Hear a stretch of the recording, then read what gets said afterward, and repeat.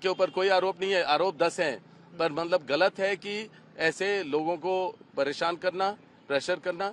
पर मैं जिस तरीके का व्यक्ति हूं, मैं जितना प्रेशर डालोगे, परेशान करोगे, उतना मैं मजबूत होकर वापस आऊंगा और उभर के आऊंगा। और क्योंकि मेरे पास लोगों की शक्ति है, लोग मेरे साथ हैं, जुड़े हुए, एकजुट हैं, मैं लोगों की बात रखता हूं।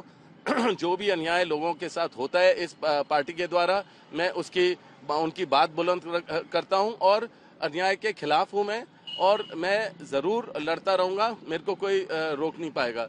ये जो ईडी का जो ये समन है, ये सारा 2019 में बात हो चुकी है।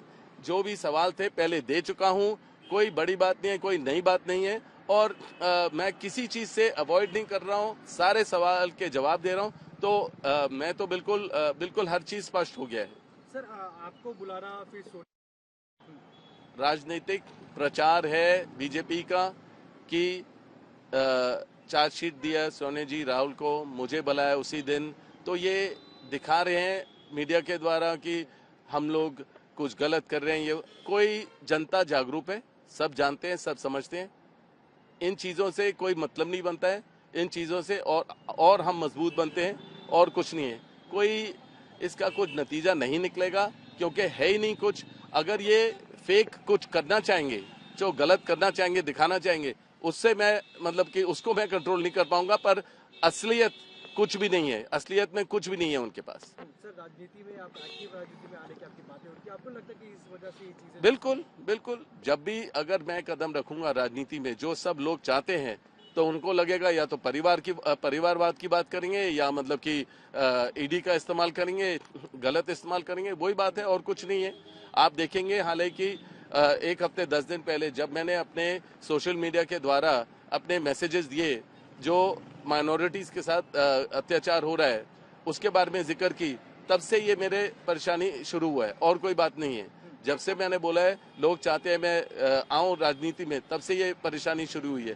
पर इसमें कोई बेसिस नहीं है, कोई मतलब नहीं है। ये ईडी और जो समन दिया है, ये सारी बातें पहले हो चुकी हैं। सर रॉबर्ट वाड्रा जी क्या राजनीति में, एक्टिव राजनीति में आएंगे तो? जरूर आऊंगा, लोगों की इच्छा से आऊंगा। अगर लोग चाहेंगे तो आऊंगा, और अपने परिवार के आशीर्वाद के साथ आऊंगा, कांग्रेस के लिए और उभर के आऊंगा, और कांग्रेस के लिए मेहनत करूंगा। ऐसे चैलेंजेस फिर आगे सामने दिखाई दे? अरे हर रोज ये तो चलता रहेगा, क्योंकि हम आंदोलन करते हैं, हम लोगों के लिए लड़ते हैं। जो भी अन्याय हो रहा है उसके आगे खिलाफ हैं, और हम आगे लड़ते रहेंगे, तो ये चलता रहेगा। सर आखिरी सवाल, केस को लेके क्या कहना चाहेंगे? तीसरे दिन भी आपको बुला रहे हैं, तो केस ये देखो, ये अंदरूनी बातें हैं, ये मैं कोई विशेष टिप्पणी नहीं दे पाऊंगा, क्योंकि मतलब कि अभी केस चल रहा है, जो भी इंटेरोगेशन चल रहा है, बस यही है कि वही पुराने सवाल है। ये 2019 में दे चुका हूं, कोई बेसिस नहीं है, कोई चीज गलत नहीं हुई है। मेरे को क्लीन चिट बीजेपी के मिनिस्टर ने, चीफ मिनिस्टर ने, खट्टर जी ने मेरे को क्लीन चिट इसी केस में पहले दे चुके हैं 2 बारी। तो किस लिए बुलाया ये, और उसी दिन चार्जशीट करना, तो ये बिल्कुल एक राजनीतिक प्रचार है बीजेपी का, और दुरुपयोग है ईडी का। जैसे कि मैं सो रहा हूँ तो पिताजी को जगाना है मुझे, तो वो डायरेक्ट उठाने के बजाय, और हिंसा की परंपरा मेरे यहाँ नहीं थी सौभाग्य से, तो वो क्या करते थे कि उस कमरे में आ जाएंगे या बाहर से गुजरेंगे और चौपाई बोलेंगे, प्रात काल उठ गए रघुनाथा,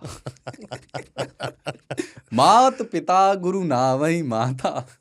कभी कभी मैं गुस्से में उठ करके, अरे पापा, तो चरण स्पर्श किया और सो गया। मैंने कहा अब मत उठाना।